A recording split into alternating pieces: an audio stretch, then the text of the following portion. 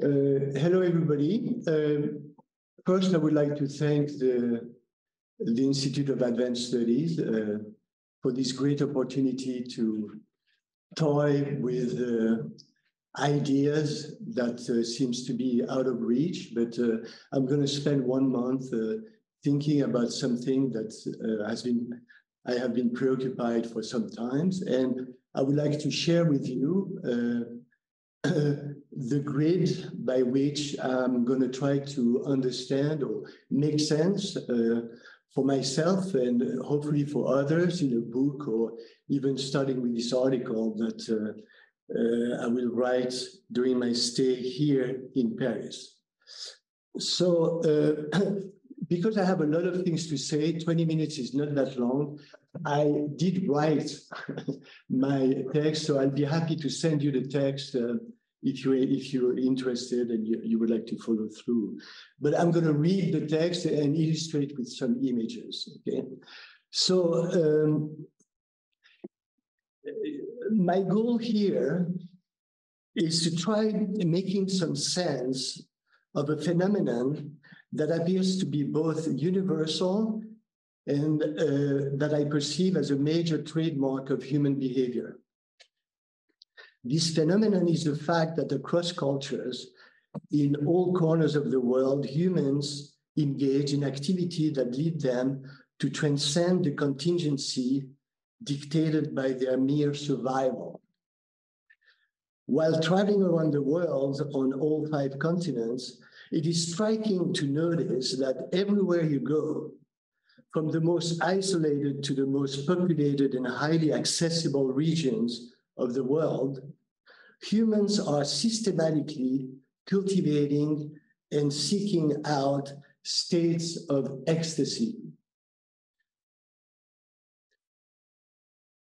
Etymologically, and this is what you read on Wikipedia, ecstasy is a term that comes from the ancient Greek ekstasis, which means to be or stand outside oneself, a removal to elsewhere. The word ecstasy was borrowed from Old French esthèse, which means rapture. The Greek word ecstasis means displacement, mental distraction, astonishment, trance. And the word trance comes from the Latin word transeo, meaning to cross over, and the Old French trance, which stands for the fear of coming evil. If we accept, like I do, based on our own observation traveling the world, that there is indeed, as part of human nature, a universal and perennial cultivation and search for displacement, mental distraction, astonishment, and some sort of trance state, then it is worthwhile, I think, to ask what may be the foundation of such motives. What do humans try to displace and distract themselves from? Why all human culture, with no exception, offer its members ritualized ways for mental distraction, various options for individuals to get displaced and reach ecstatic states of mind. As you know, these options are multiple and varied. Among other, they include, and I will illustrate that with some picture I found, through dance rapture, like Tarantella in the south of Italy, this ritualistic dance that still continues to this day. Of course, techno rave and mass trance. Okay, there is turners that moves and dance and twirl while praying. The trance and possession that Jean Rouch famously documented in Africa. The shamanism and the transcendence through drumming and going on the other side and contact the ancestors and cross from the visible to the invisible world. The music rapture, of course, we are all subject to. We fly away on melodies and are emotionally in rapture. Sports, that is universal, where we abandon ourselves in a supporting group and get rid of many of our own concern to fuse with the group. And that leads to what Durkheim called collective effervescence that we seek for, and group raptures. And of course, all the psychedelics and drugs that are used for intoxicated rapture, that is pervasive all over the world.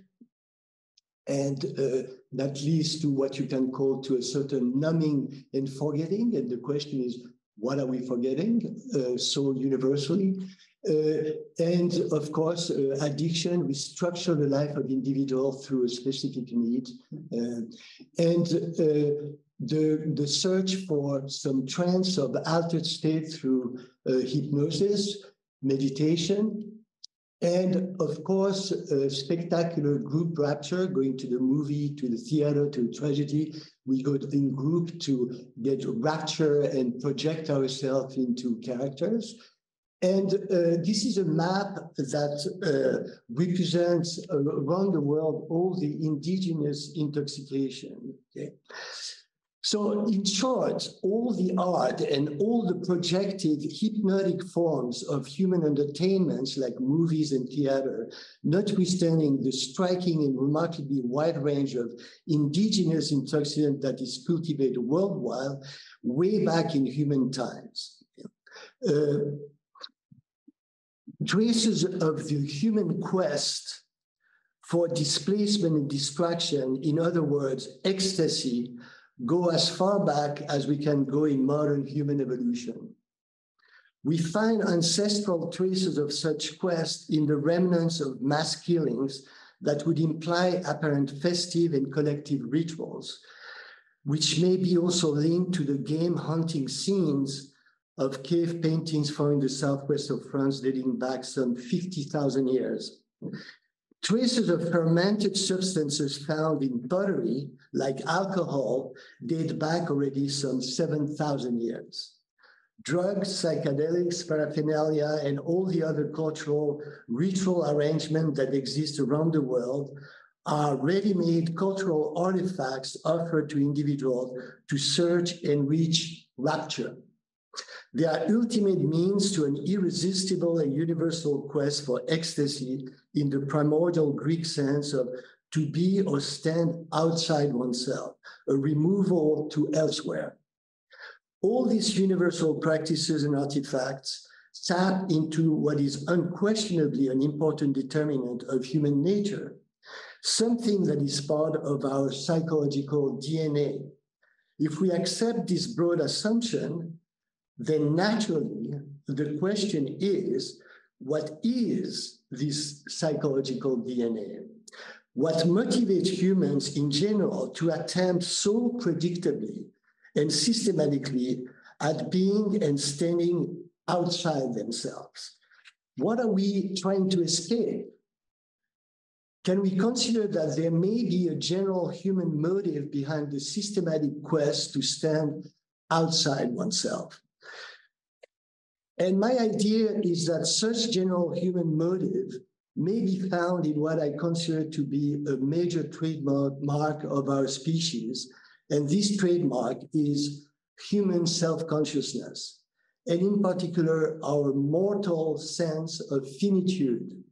The fact that, like no other animals, we know that we are going to die. My goal here is to create some meanings around the universal human quest and cultivation of rapture states, with a particular emphasis on what I posit as the basic human need to stand outside oneself, which is ecstasy. My question is, what may account for such universal phenotype? What may drive the shared human need to abandon and transcend a default mode of survival, to reach another altered state of consciousness? Is it possible empirically and phenomenally to characterize such altered state quest in general terms?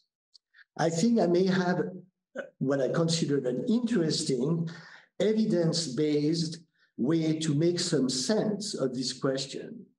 So let me briefly share this proposal with you. As a developmental psychologist, a large part of my research has focused on self-awareness in newborns, infants, and the origins of self-concept in young children. If newborns, and as we and many other infancy researchers have found, do manifest a sense of their own embodied self as a differentiated entities among other entities, it is only by 18 months after birth that they begin to manifest a sense of their own body as an objectified entity, able to identify themselves in a mirror and use personal pronouns in their rapid language development, words like me, mine, or I. This Kava ceremony, it's a drug and used in all the South Pacific that we're particularly interested in illustrating what I was trying to say before, that of indigenous intoxicants that are pervasive around the world. Okay. So this is the mirror mark test that we, as many others, have used to probe the emergence of a self-concept, an objectified sense of self. So that's happened at 18 months. But in the meantime, children recognizing themselves in a mirror, like this little boy from Samoa, also often demonstrate new kind of social emotions, like shame or embarrassment, as depicted in the image where a 2-year-old child, this little girl from Samoa, noticing a mark that was placed surreptitiously on her forehead prior to her mirror exposure, and who hides her face to herself in apparent embarrassment. This reaction is new and marks the beginning of self-consciousness proper, which is also the expression of a novel worry of self, souci de soi, and the emergence of a care for reputation that is presumably one of the trademarks of human nature. For example, Darwin, and it's always nice to lean on broad shoulder, Darwin, in his book on the expression of emotion in man and animals, notes that, and I quote, "Blushing is the most peculiar and the most human of all expressions." And he goes on noticing, "It is not the simple act of reflecting on our own appearance, but the thinking what others think of us, which excites a blush. In absolute solitude, the most sensitive person would be quite indifferent about his appearance." End of quote.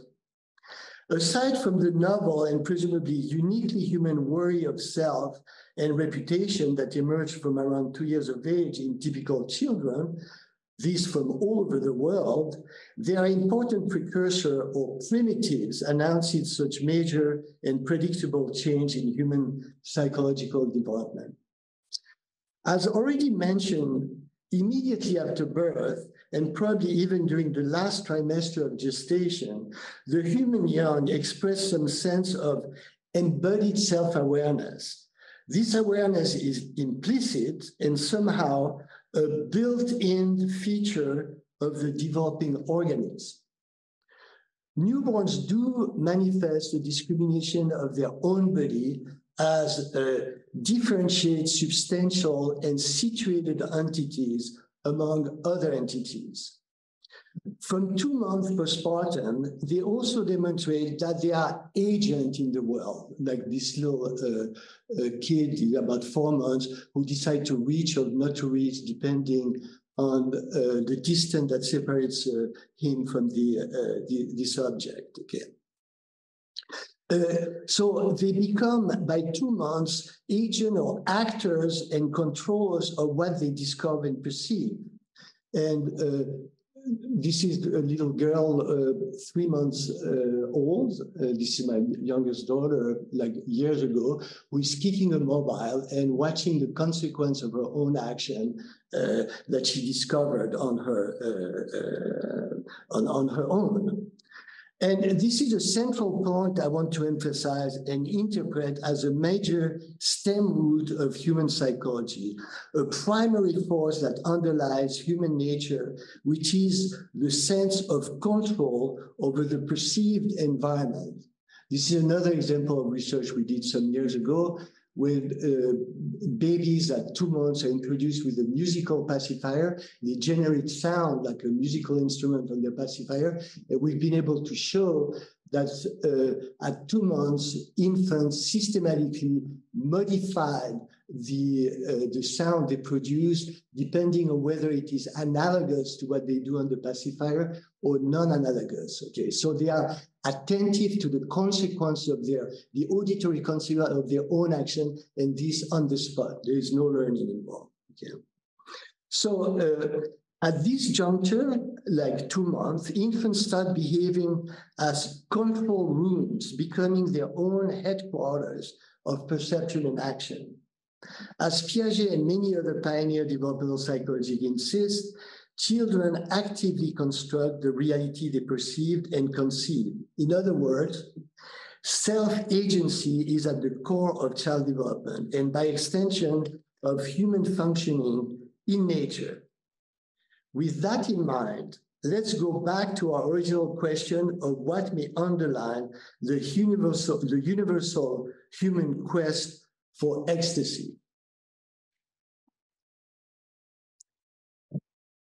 So, human self-consciousness and the human exacerbated sense of reputation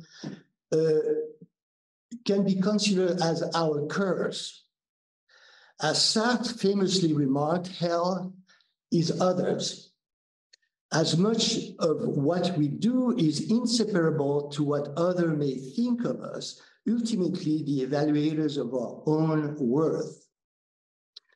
Our own research shows that this particularly exacerbated human trait, care for reputation, starts manifesting itself already from around 18 months of age.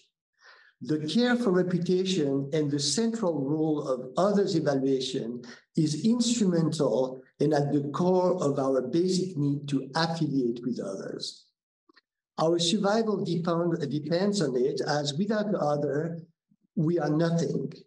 We cannot survive, especially when we are young. This is particularly true considering, for example, that among all primate species, ours is distinct by the prolonged immaturity of our young. Hence, human hyper-dependence on others from the get-go. Okay. We are both artificial and precocial. Most importantly, and aside from human exacerbated care for reputation, human self-consciousness is unique because it leads to the inescapable realization of our own finitude. This is why I show this image. It's a memento mori. All humans know they are going to die, and death is the ultimate human conundrum. To quote philosopher Vladimir Yankelevich, death is a scandal. It is indeed a necessary human realization that humans have somehow to come to terms with. It is scandalous as it is a necessary demand placed on human that is fundamentally unresolvable. To think is to be, and to think not being is a profound imposture, une imposture. How can I conceive not to be as I need to be to conceive? How can I conceive something that is not? It took centuries before the invention of zero, the nothing that is not, in the context of counting in mathematics. But from a purely existential perspective, death is by definition inconceivable, unless you avoid the problem via the adoption of immortality narratives, which simply eludes the issue by prolonging one's life beyond biological death, with models of reincarnation and other metamorphosis proceedings towards eternal life, hence eluding the fundamental conundrum of discontinuity toward nothingness, in particular what is logically speaking and by virtue of being inconceivable. So here is my departure conception of the human self-conscious condition by which I want to consider my starting question of why humans seek and cultivate so universally to be or stand outside oneself, namely seek and cultivate ecstasy via all kinds of trance ritual and other systematic attempts at transcendence, or attempts at going beyond one's own trapping into being and the scandal of death. Now, the core idea I would like to develop here during this month is the idea that the common denominator of all human attempts at trance and ecstasy seeking is the fundamental attempt at reversing core agency. Let me explain. And this image should illustrate that. This is the Kecak Kris dance, trance dance in Bali, where the dancer eventually turned the dagger toward themselves and stabbed themselves, or mimic stabbing themselves, in a state of trance, where the intentionality, the agency is reversed towards from internal to external forces. So let me explain how I use this illustration of reversing core agency to explain why we play and engage in all these activities of seeking ecstasy. We know, and my research as well, that numerous infant studies show that, as mentioned before, the sense of own agency and of being the control room of our own perception and action is rooted in our psychological makeup from the start. In other words, we are built to be embodied agent in the world. The control room is us. Babies are from birth actors of their environment, not just couch potatoes, as some earlier theories propose, such as the famous blooming buzzing confusion proposed by William James over a century ago to qualify the starting state of human cognition. We now can securely affirm that babies are born well equipped to experience themselves as actors and not just as receivers of random stimulation through the senses. From the get-go, they are active learners, basing their learning on base rate statistical priors. This is now a demonstrated fact. From this, we can posit that it is a built-in constitutive property. The sense of our own agency in the world is the human default mode, as it is also probably the implicit default mode of all living things striving for survival. What is different, however, with us humans is that we evolved to develop meta levels of self-conscious awareness regarding who we are as agent in the world, including the logical necessity of our own finitude. The awareness of the scandalous fact that we are all going to die. The central human conundrum is thus how to deal with such scandalous reality, the reality of our own mortality, which, as suggested before, is an impossible conundrum. It is what can be conceptual as the human self-conscious curse. It is a curse that can reasonably be posited as being experienced by all humans and urging all humans for an escape, the escape from evil, as anthropologist Hans Becker calls it. So the kernel idea I would like to develop during my short invited stay at the Institute of Advanced Studies is that what all the quest and cultivation of ecstatic states of consciousness have in common would be the systematic attempt at resolving the mortality conundrum by reaching a state of consciousness that fundamentally reversed the deep sense of our own agency in the world, striking down the own ingrained default mode control room approach that we are constitutionally built for. If the ultimate function of our brain is to predict and control what is going to come next, the ultimate function of all human attempts at ecstasy is to let go of such control by delegating it to art, drugs, collective effervescence, spectator sport, trance, ritual, and all the multiple cultural artifacts developed across all tradition and all human population to get rid of the inescapable dead end of our own control. We would cultivate such artifacts as means to transcend our self-conscious mortal condition, any means that allow us to go beyond the scandalous conundrum of our own finitude, the self-conscious curse of our species. So to conclude, and at this early stage of my research, I try to tell you that my goal is to consider and try to organize all human practices associated with the search for ecstasy and self-abandonment through this general conceptual lens. My idea is that such practices would all have in common the basic relief from own built-in sense of internal control to the delegation of control to external forces that are out of the individual's own reason and control, all of it fundamentally motivated by the relief from our self-conscious dead-end destiny.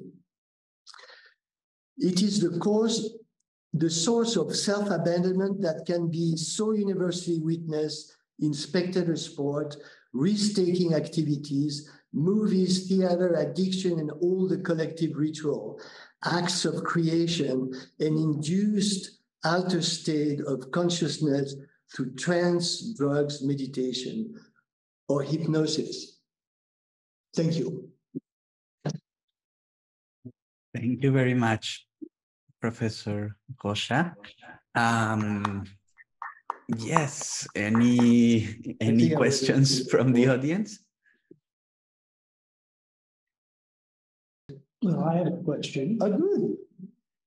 Yes. You think of homo ludens, that is to say, the interpretation of all these different things, sport, art, games, etc. What people have in common in all of these activities is this playful element. Mm-hmm. And that sounds so different from what you were saying, because you were taking a very deep and dramatic need to escape from the self-consciousness and the awareness of death. But I think that in gaming, you see that in children, I mean, and in also non-human species, that game activities is it's a way to get rid of a certain state, to escape a certain state, and to get a state of excitement and ecstasy. I think that there's a state of ecstasy that you look into games and the involvement again and engagement.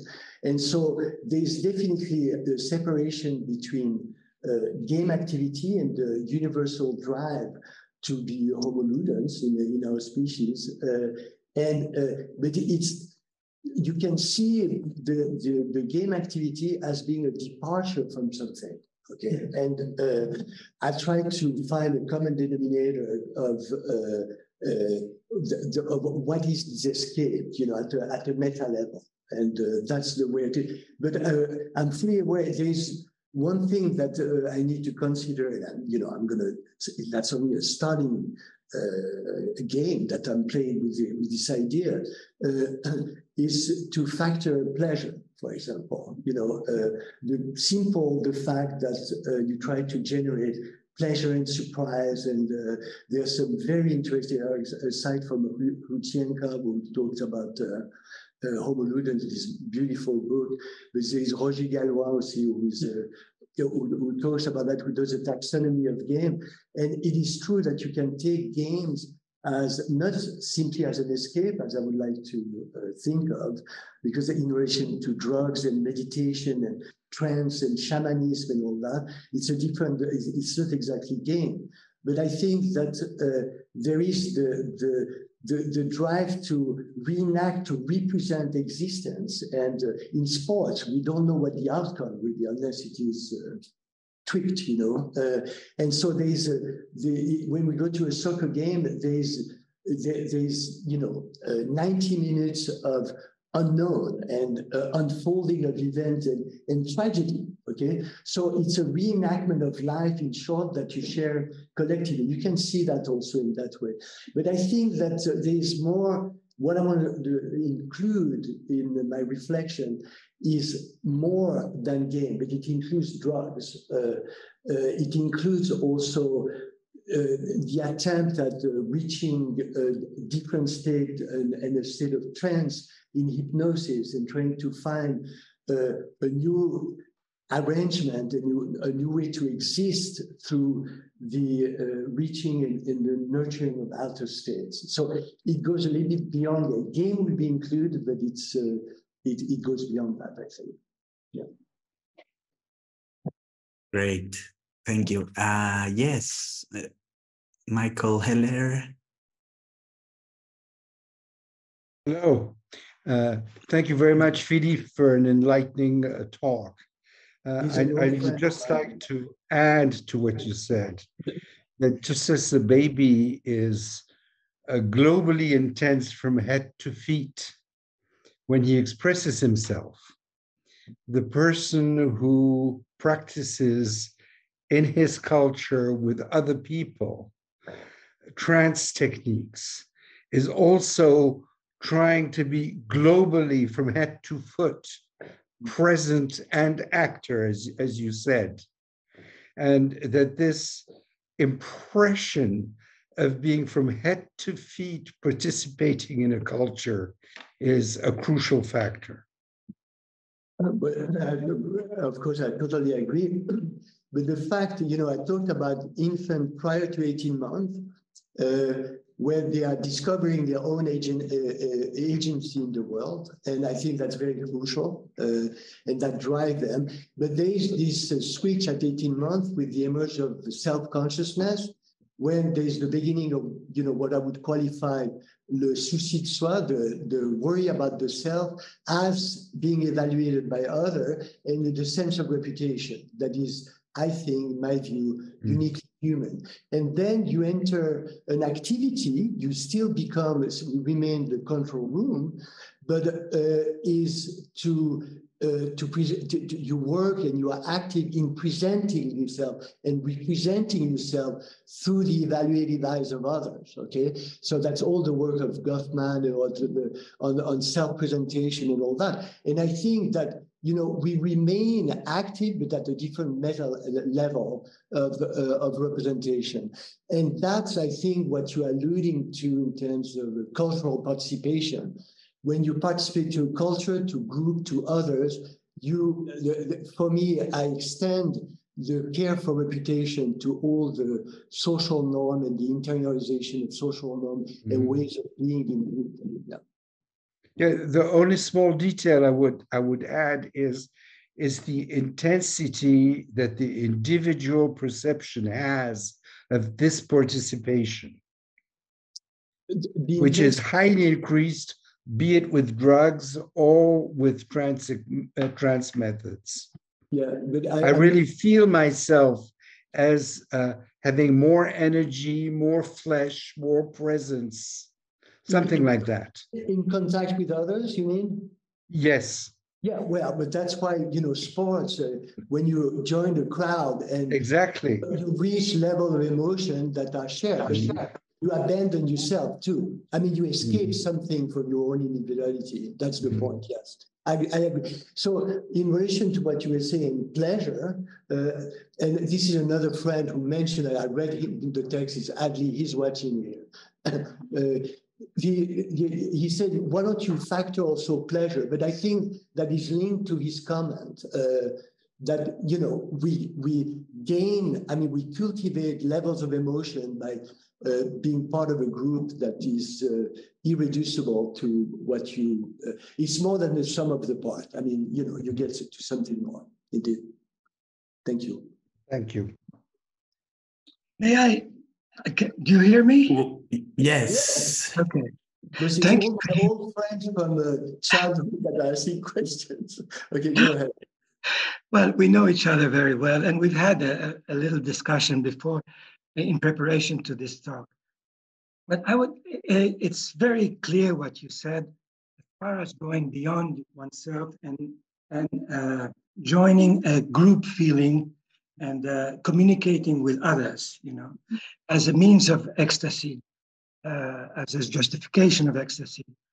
But the aim of ecstasy is not always, as far as I'm concerned, to get out of yourself.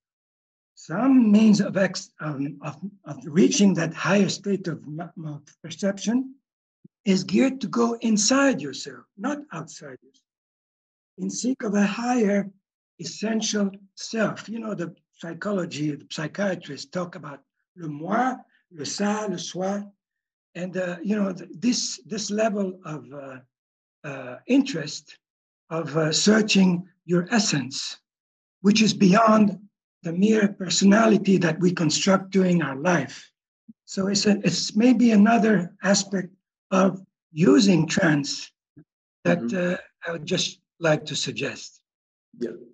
Okay. Yeah. These are all these things I'm gonna have to work on and assimilate this perspective and what it means. I mean, it's interesting. I need to think about, you know, the fact that you might reach deeper. People like you think that you may, through trance, meditation, hypnosis, reach deeper level within, not outside. Yes.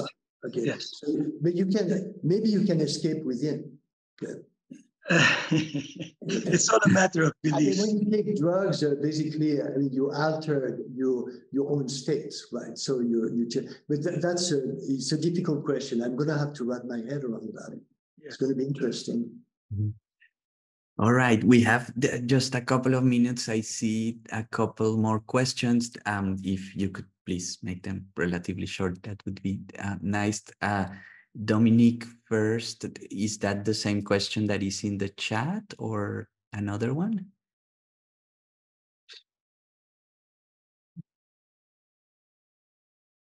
Dominique? So the question I see in the chat is, why do you include meditation in ecstasy? Well, I'm sorry, could you repeat? I didn't hear. Yes, why do you include meditation in ecstasy? I did. I mean, I showed a picture of someone meditating. But yes, of course. I mean, that's what, you know, hypnosis, meditation, drumming, shamanism, and all that. I was Sunday to open up my stay at the Institute of Advanced Studies with the topic. I went to a shaman convention au Grand Rex, which is a musical in Paris, just to participate and see what was going on. And it was a whole day session, and meditation is, of course, include that. I had to meditate with them. Yeah, and of course, it's a big part of the quest towards ecstasy. No question about it. Yeah, but maybe I didn't have time to talk too much about that.